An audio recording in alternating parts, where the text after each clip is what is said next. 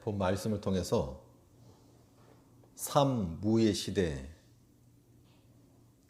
삼무 세 가지가 상실된 그런 모습을 보여주고 있는데,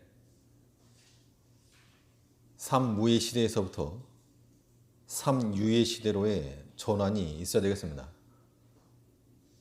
한 시대를 특징 짓는 요소들이 있을 때 그 시대를 그것에 빗대어 말하기도 하는데, 그 과학사에서는 케플러나 갈릴레이, 뉴턴과 같이 탁월한 과학자들이 거의 동시대에 활동했었는데, 그 17세기를 가리켜서 천재의 세기다 그렇게 말을 하기도 합니다. 그 천재들이 한꺼번에 등장하니까 당연히 그 시대에는 과학이 발전하고 또 과학적 진보가 왔다는 겁니다. 또 우리 역사적으로 전쟁의 시대가 있어가지고 그 전쟁의 시대에는 평화가 다 깨지고 많은 사람들이 죽고 끌려가고 그런 특징을 가지고 있었고, 우리나라 정치적으로는 삼김시대라는 그런 시대적 특징들이 있었는데, 오늘 본문에서 이 사사시대가 어떤 시대였는가, 이 사사시대는 삼무의 시대였음이 밝혀지고 있습니다.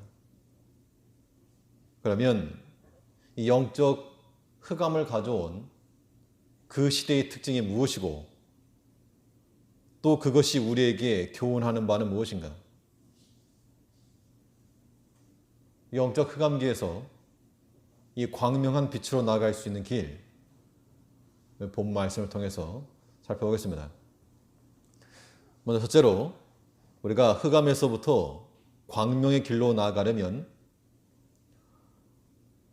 하나님 말씀에 청종하는 세대가 되어야 됩니다. 하나님 말씀에 청종하는 세대가 되어야 한다는 이 말은 이 사사시대에 없었던 내용이죠. 즉, 이 사사시대에 하나님께 청종하고 그 말씀에 순종하는 것이 없었다는 겁니다.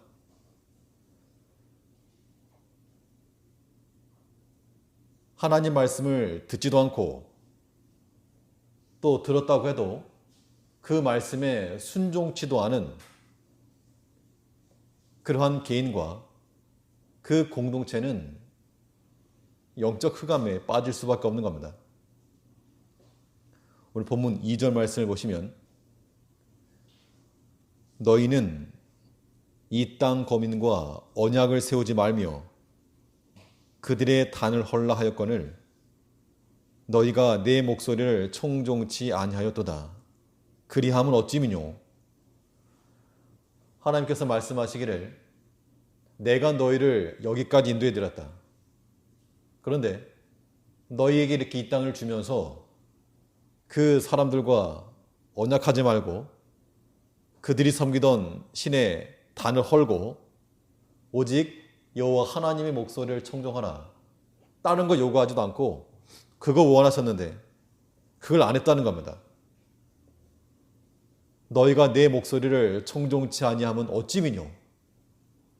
그 이유를 말하라 그러면, 이 백성들이 저희는 그렇지 않는데요 라고 말할지 모르지만, 하나님의 목소리를 청종치 아니한 그 이유는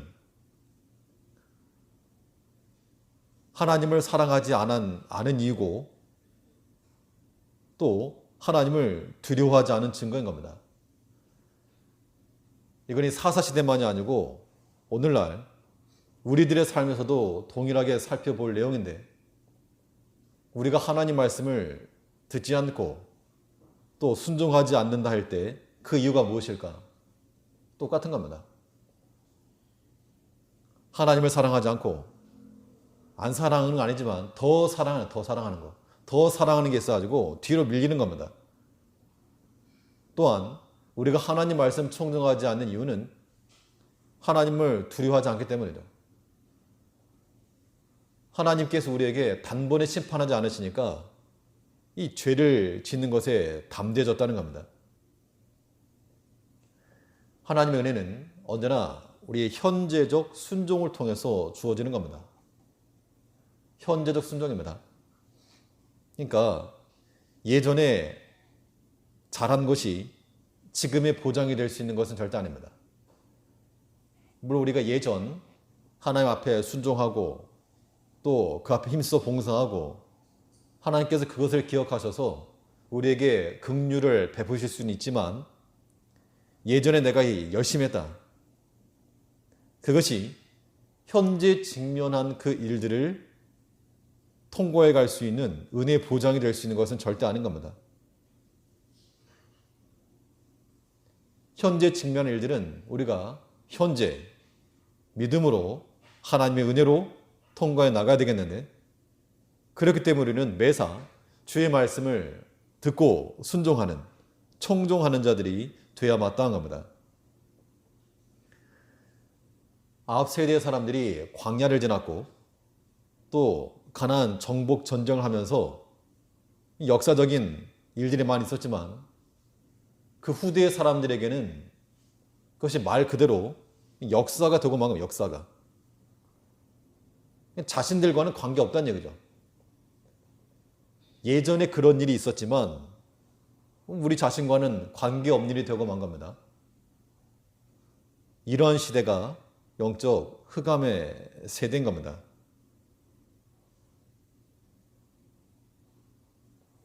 하나님이 도와주지 않아도 평탄하니까 하나님 말씀에 청종하지 않는 거죠. 광야 시대에는 이 사람들이 아침마다 만나를 먹었죠. 그러니까 하나님께서 매일같이 만나를 주지 않으시면 살 수 없는 그런 시대였습니다. 그러니까 뭐 좋으나 싫으나 아침마다 나가서 만나를 거두고 또 하나님 말씀을 듣고 그런 신앙적 일들이 행해졌습니다. 물론 광야 시대에서도 불순종을 했지만 그래도 그 시대가 전반적으로 매일같이 하나님 말씀을 따라서 만나를 거두며 하나님 은혜를 체험하던 시기였죠. 가나안 정복 전쟁도 마찬가지입니다. 전투의 때 이 광야를 나온 사람들이 전투의 경험 없습니다. 그런데 이제 싸움을 해서 그 땅을 찾아야 되니까 전투를 하려고 그러면 두렵죠. 또 죽을지도 모르는 일이니까 이길지 질지. 하나님께서 이긴다고 하셨지만 전쟁은 싸우는 거니까 어떤 손해가 날지 모르기 때문에 두려워한다는 겁니다. 그러면 그런 심정이 있을 때 전투에 앞서서 뭐 했을까요?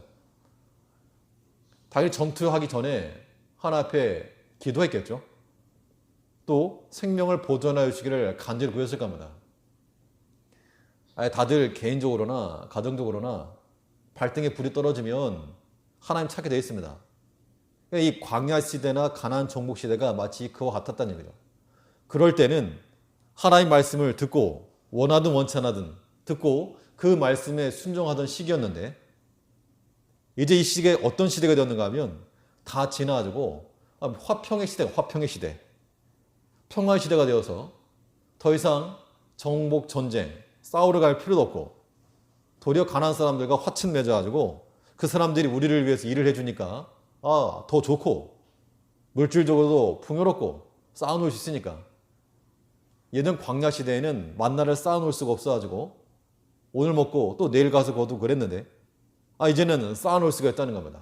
농사를 하고 장사를 하고 그러니까 그런 부와 평안이 하나님 말씀을 쳐다볼 수 있는 기회조차 잃어버리게 만들었습니다. 그것이 복일까 화가 될까? 우리가 머리로 알기는 우리가 너무 풍성해져서 하나님께 가까이 나가지 못하는 것을 우리는 복이다라고 생각하지 않지만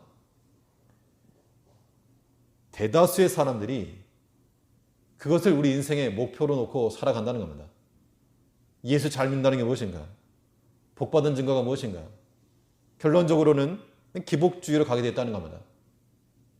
그러한 사상들이 팽배해져 있는 것이 곧 사사시대와 같고 영적 암흑의 시대인 겁니다.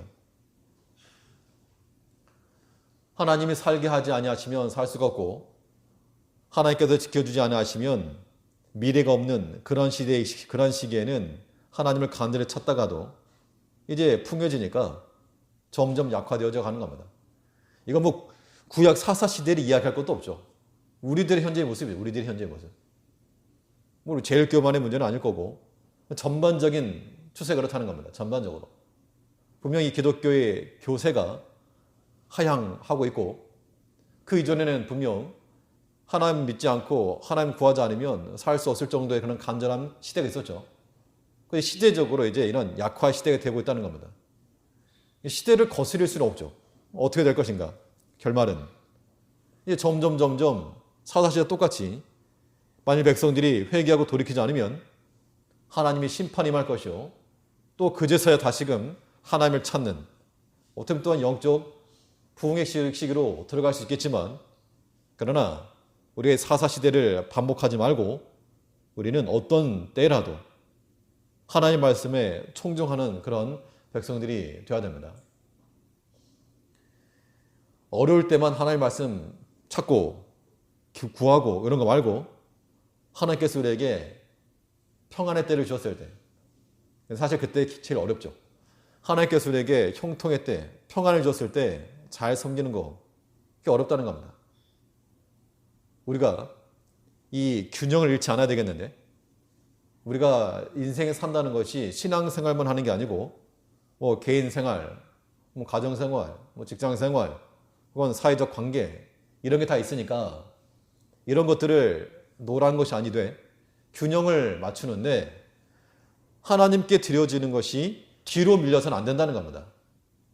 우리가 얼마든지 사회생활 할 수 있고 뭐 친구도 만나고 취미생활도 하고 뭐 구경도 다니고 할 수 있지만 그러나 하나님 섬기는 것이 뒷전을 밀리고 그런 것이 더 우선시 되면 안 되는 겁니다. 그러니까 이 부모님들이 자녀들에게 너네 숙제부터 하고 놀아라. 뭐 최소한 숙제라도 해놓고 논다 그러면 어느 정도는 허용이 할 수 있겠죠. 우리 영적인 면도 마찬가지인 겁니다. 좀 숙제부터 하고 숙제부터. 여기서 말하는 숙제라고 하는 게 뭐 정해진 건 아니지만 우리가 하나님을 찾고 묵상하며 하나님 앞에 나아가는 그런 시간들 그런 것들을 확보한 상태 후에 나머지 것들을 우리가 누려야지.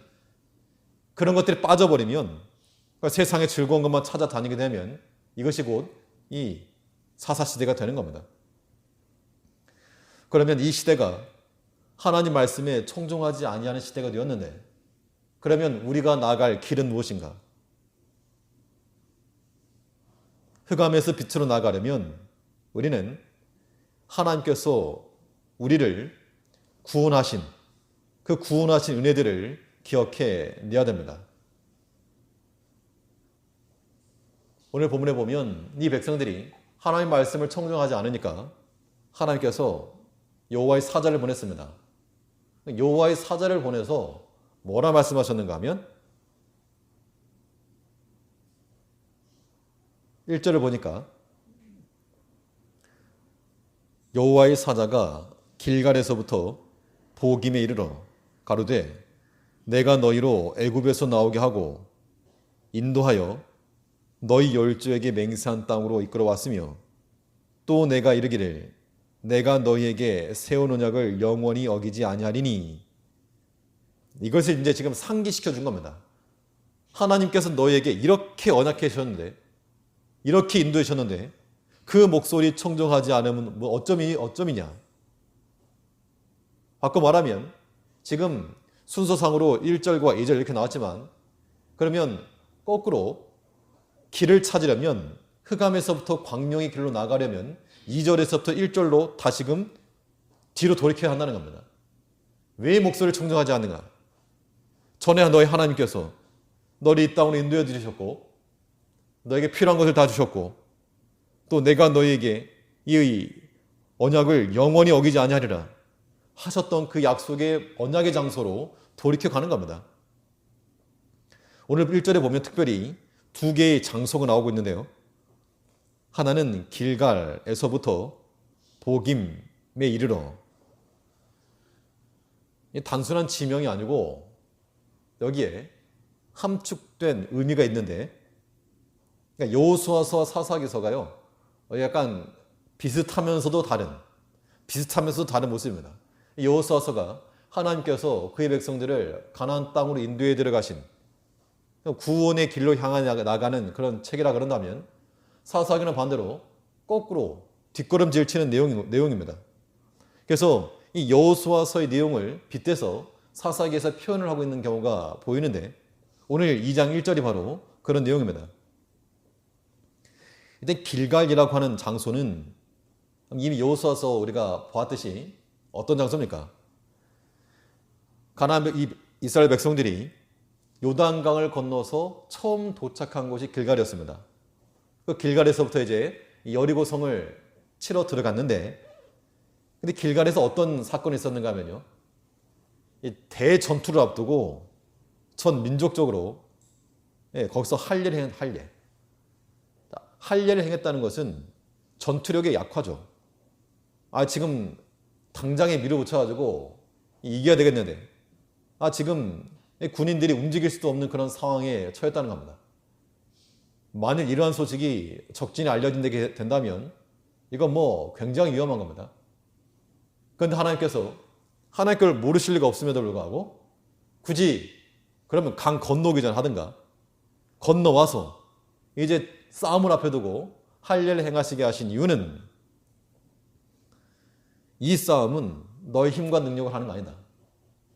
하나님께서 너희 이 땅 들여보내신다. 그것에 대한 명확한 확증이었다는 겁니다. 이 길갈이라고 하는 것은 애굽에서의 수치가 굴러갔다라고 하는 의미가 되고, 예전 애굽에서의 생활, 노예 생활, 종살이 하던 거 이거 이제 다 집어치우고 하나님 백성으로서의 그 자유함, 새롭게 거듭남에 대한 것을 지금 예표하고 있는 겁니다.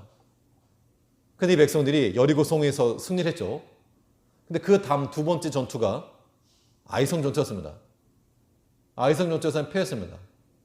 패한 이유는 하나님 의지하지 않고 인간적 생각 가지고 나가다가, 또 한편으로 아간이 그 물질을 탐내서 숨겼다가 하나님 말씀 순종치 아니하다가 이 아이성 전투에 패배를 당한 겁니다. 이 이스라엘 백성들의 약함이 드러난 거죠.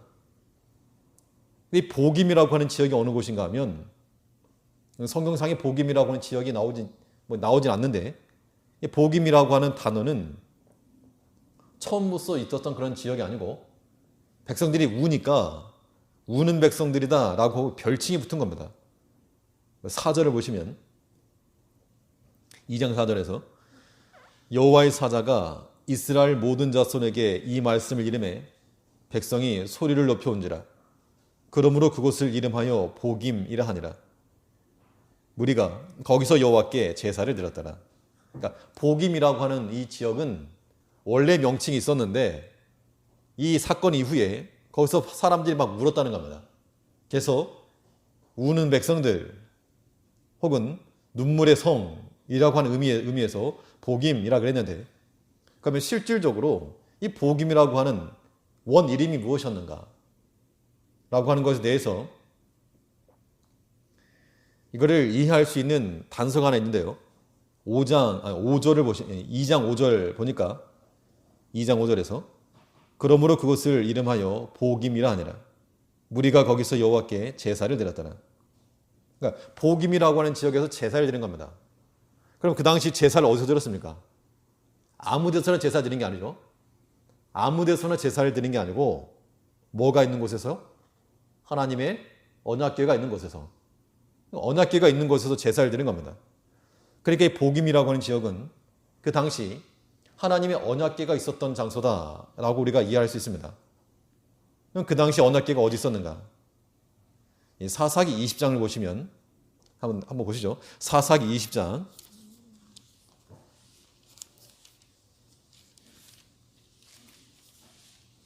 사사기 20장 26절에서 26절을 보면요. 398쪽 26, 27절입니다. 이에 온 이스라엘 자손 모든 백성이 올라가서 베델에 이르러 울며 거기서 여호와 앞에 앉고 그 날이 저물도록 금식하고 번제와 화목제를 여호와 앞에 드리고 여호와께 물으니라. 그때에는 하나님의 언약궤가 거기 있고, 사사시대에 하나님의 언약궤가 그 당시 거기 있었다 그랬는데 어디 있었다는 겁니까? 26절에 보니까 베델에 이르러, 다시 말하면 이 사사기 2장에 나오는 보김이라고 하는 지역은 하나님의 언약궤가 있었던 베델 지역이었다라고 이렇게 말하고 있습니다. 그 70인역에서는 이 보김이라고 하는 것 옆에 각주로 베델이라고 명확히 표시를 해놨는데 표시를 하지 않았어도 이 성경적 추론을 가지고도 알 수가 있습니다. 그럼 베델 그러면 하나님의 집입니다. 우리가 지난 1장에서 본 것처럼 베델의 원래 이름이 또 무엇이었습니까? 루스였죠. 루스라고 하는 어긋나다라고 하는 그런 지역이었는데 야곱이 돌베개를 베고 잠을 자다가 기름을 붓고 여기 하나님의 집이다. 집을 세운 겁니다. 그런데 요셉 지파가 그 지역을 정복하는 과정 가운데서 한 에피소드가 있었죠. 어떤 정탐을 보냈는데 그 성에서 나온 한 사람을 만나가지고 성의 입구를 알려주면 내가 너희를 선대하겠다. 그래서 그 사람을 살려뒀는데 그 사람이 어떻게 했습니까? 또 루스를 세웠다 그랬습니다. 그러니까 하나님께서 하나님의 집 베델이라고 하는 곳을 주었는데 이것을 온전히 순종하지 못하니까 루스라고 하는 것이 다시금 드러났다 그 이야기입니다. 이것은 여호수아서에서 길갈에서 하나님께서 이스라엘 백성들의 수치를 굴러가게 하시고 하나님 백성으로 새롭게 하셔서 여리고 성의 전투를 승리케 하셨으나 그러나 그들의 죄악된 속성이 아이성의 전투를 아이성에서 패배를 경험하겠다면 오늘 본문 구조도 똑같은 겁니다. 길갈에서부터 복음이 이르러 즉 이 지역에서 이 베델 지역에서 하나님 말씀에 청종치 않고 불순종하던 그 백성들의 모습이 지금 고스란히 드러났다는 겁니다. 이 백성들에게 하나님께서 경고하시고 또 돌이키시기 위해서 길갈에서부터 왔다고 굳이 표현하고 있는 거죠. 이 땅을 얻은 것이 너희 힘과 능력된 거 아니다. 지금 너희에게 평화의 시대가 왔고 물질적으로 큰 어려움이 없고 또 사람들과 화목하며 살아갈지라도 그거 하나님이 지켜주지 않으면 너네 이거 살 수 없다. 다시금 하나님을 기억하라. 라고 하는 것이 이 여호와의 사자가 나타나서 백성들의 경고하신 내용이라는 겁니다. 그러니까 우리가 우리 기억력이라고 하는 것이 어디까지 거슬러 올라가서 멈춰야 될까? 서운한 거, 섭섭한 거 거기에 우리 기억력이 멈출 게 아니고 하나님의 구원하시는 총과 우리를 살려주시고 우리를 큰 수렁에서부터 건져주셨던 그 은총받은 곳에서 명확하고 선명한 기억으로 남아야 하는 겁니다. 그래야지 그렇지 않으면 현재의 물질적인 것, 현재의 인간적인 생활의 염려 이것 때문에 하나님을 생각하고 돌이켜볼 여유조차 없이 살아간다는 겁니다. 그것이 영적인 흑암이요 암흑의 세계인 겁니다. 아무리 물질적인 여유가 있어서 풍요롭게 살아도 그것은 결코 복된 인생이 아니라는 얘기죠. 하나님께서 사람은 그것을 부러워할지 모르지만 하나님께서는 악인의 형통함 부러워하지 말라 그랬으니까 하나님을 신뢰하는 마음으로 이 시대가 점점 거스러지는 시대가 되어서 하나님의 말씀을 듣지도 그 말씀에 순종하지도 않는 청종하지 않는 시대가 되었으나 이제 우리는 다시금 돌이켜서 여호와의 사자가 하나님의 구원을 경험했던 길갈에서부터 다시금 나타나 그 자리로 돌이키라고 명하신 것만큼 우리를 구원하시고 우리에게 은혜를 베푸셨던 그 하나님을 기억해서 믿음 안에서 소망 중에 살아가는 우리 믿음의 백성들 되어야 될 줄 압니다. 둘째로 이 영적 암흑을 가져온 시대의 특징이 무엇이었는가? 또 우리가 이 흑암에서부터 이 광명의 세계로 나아가려면 어떤 모습을 가져야 되겠는가? 둘째는 하나님을 아는 지식이 있는 그러한 세대가 되어야 되겠습니다. 하나님을 아는 지식이 머릿속에 있는 그런 지식이 아니고 이 지식이라고 하는 것은 전인격적인 지식으로도 그러하고 사상으로도 그러하고 행실로도 그러한 그 하나님을 아는 지식이 우리 가운데 있을 때 우리가 흑암 가운데 들어가지 않고 광명의 세계로 나갈 수 있는 겁니다. 이 사사기에 영적 흑암이 오게 되었던 근본적 이유 가운데 하나가 무엇인가? 여호와를 알지 못하는 세대가 되었다는 겁니다. 하나님을 더 이상 알지 못하고 하나님께서 우리 가운데 역사하셨던 것을 알지 못하던 그 백성들이 살아가게 될 때 그들이 하나님 떠난 겁니다. 우리 7절을 보시면 백성이 여호수아의 산날 동안과 여호수아 뒤에 생존한 장로들 곧 여호와께서 이스라엘을 위하여 행하신 모든 큰 일을 본 자의 산날 동안에 여호와를 섬겼더라. 그러니까 그 당시 여호수아와 그 장로들이 생존해 있을 때에는 그 믿음의 부모 세대들, 믿음의 1세대들이 있을 때에는 하나님 섬겼다는 겁니다. 근데 이제 그들이 다 가니까 그 다음에 이 백성들이 하나님을 알지 못했다라고 말하고 있습니다. 8절부터 보면 무리가 그의 기업의 경내에 여호와의 종 눈의 아들 여호수아가 110세에 죽음에 무리가 그의 기업의 경내에 에브라임 산지 가앗산 북 딥낫 헤레스의 장사였고 그 세대 사람도 다 그 열조에게로 돌아갔고 그 후에 일어난 다른 세대는 여호와를 알지 못하며 여호와께서 이스라엘을 위하여 행하신 일도 알지 못하였더라. 이 시대에 우리가 이 말씀을 보면서 그냥 지나칠 수 없는 이유는 마치 우리의 모습을 보는 것 같은 그런 모습 때문에 우리가 그냥 넘어갈 수가 없는 겁니다. 우리 제일 개교회적인 문제만은 절대 아닙니다. 교단이 큰 통합이나 합동축도 마찬가지인데 이 보고서에 하면 이 교회 중에 소속 교단 교회 중에 60%가 주일 학교가 없다는 겁니다. 60%가 없다 그러면 물론 이제 서울 일쪽이나 큰 교회는 있겠죠 당연히. 근데 지방 쪽이나 혹은 소규모 그런 교회들에는 아이들이 없는 거죠. 그러니까 교회 학교가 없는 겁니다.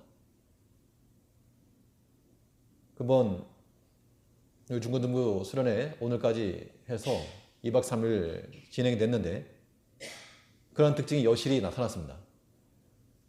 두 개 노회 합쳐서 교회가 16개인데 그 중에서 두 개 교회는 참가를 하지 않았고 참가할 수 있는 인원들이 있지만 뭐 자체적으로 하나라고 오지 않았고 그 나머지 14개 교회인데 14개 가운데서 학생들이 참여한 교회 숫자가 5개? 그러니까 지금 세대가 점점 이런 세대가 되어가고 있다는 겁니다.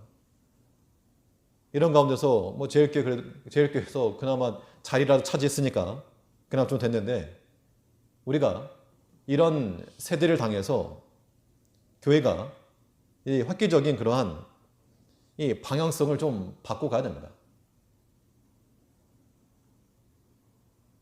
교회, 학교, 또 아이들, 학생들 이런 신앙 교육적 측면에 있어서 좀 더 관심을 두고 관심을 둔다는 게 그냥 말로만이 아니고 실질적으로 거기에 더 많은 예산이 들어가고 투자가 되어지고 교회적으로 행하는 여러 가지 행사 혹은 일들에 비해서 우리 자녀들이 교육적 측면을 위해서 투자되어지는 것이 제 개인적 견해로는 그렇게 비중이 크지가 않습니다.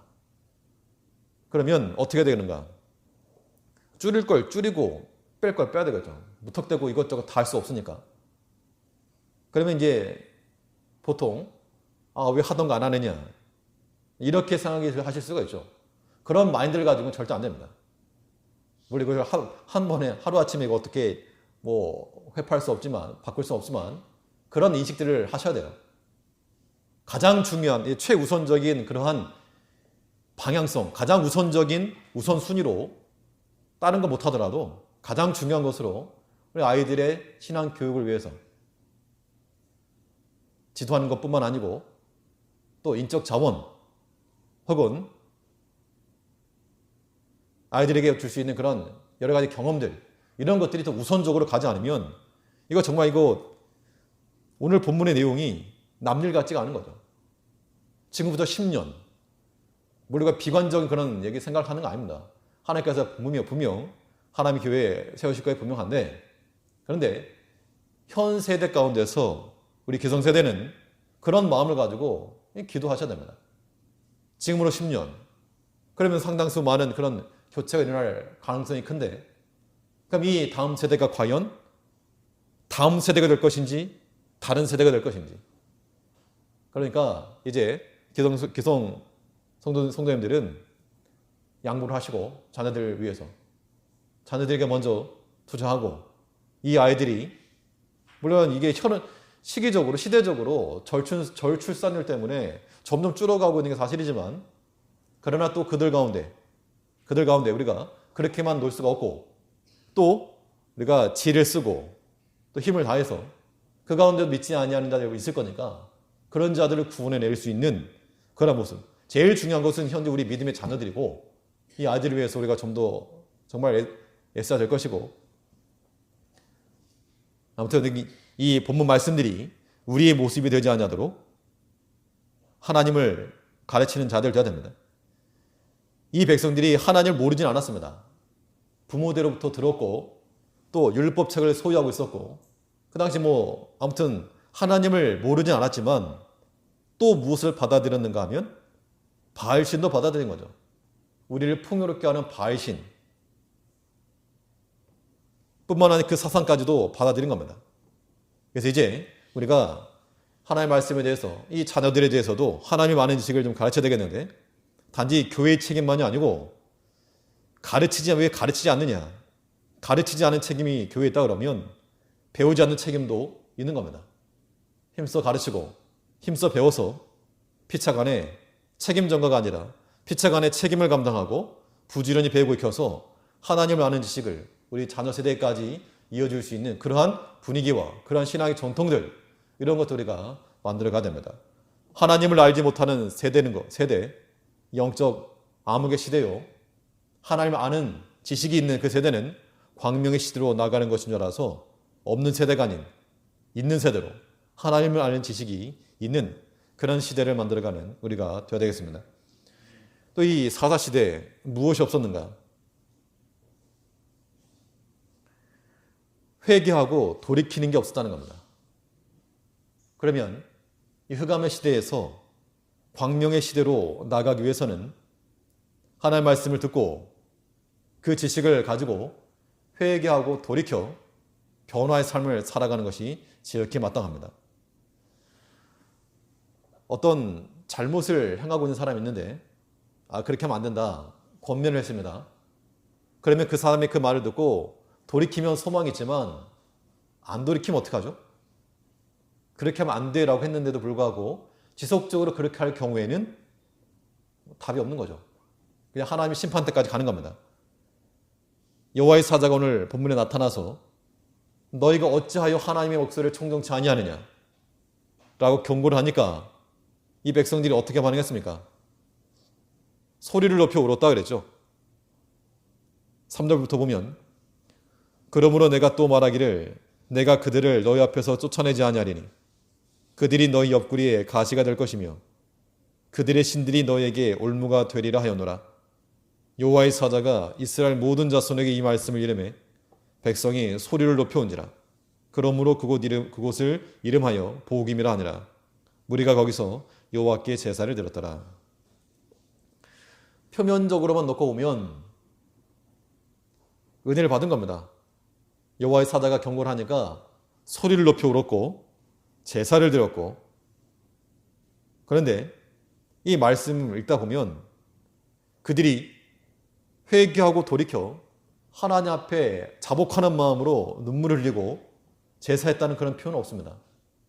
물론 눈물 흘리고 제사 드렸을 때는 어느 정도 당연히 이런 하나님 앞에 바른 마음을 가지고 했겠지만, 그러나 이 사람들이 울었던 이유가 무엇일까? 정말 자기 자신들의 죄를 발견해서 울었던 게 아니고요. 3절에 있는 내용이죠.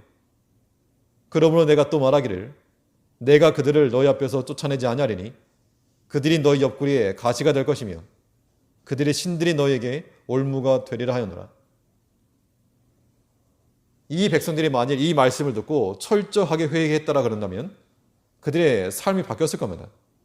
그런데 그들은 여전히 11절 말씀 보니까 11절에서 이스라엘 자손이 여호와의 목전에 악을 행하여 바알들을 섬기매 애굽 땅에서 그들을 인도해내신 그 열주의 하나님 여호와를 버리고 다른 신 곧 그 사방에 있는 백성의 신들을 쫓아 그들에게 절하여 여호와를 진노하시게 하였으되.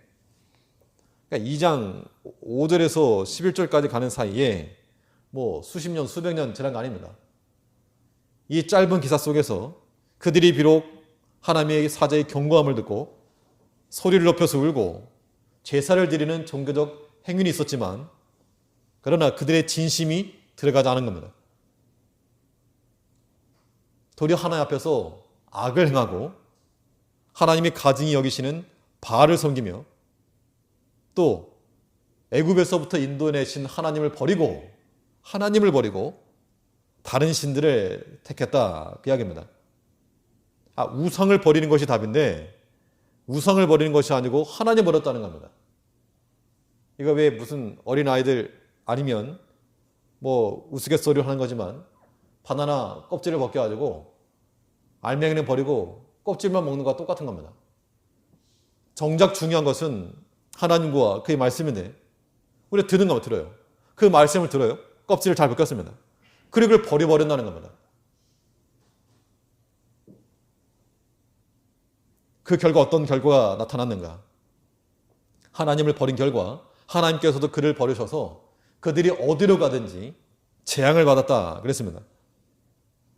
14절에서 여호와께서 이스라엘에게 진노하사 노략하는 자의 손에 붙여 그들로 노략을 당케 하시며 또 사방 모든 대적의 손에 파심해 그들이 다시는 대적을 당치 못하였으며 그들이 어디를 가든지 여호와의 손이 그들에게 재앙을 내리심에 곧 여호와께서 말씀하신 것과 같고 여호와께서 그들에게 맹세하신 것 같아서 그들의 괴로움이 심하였더라.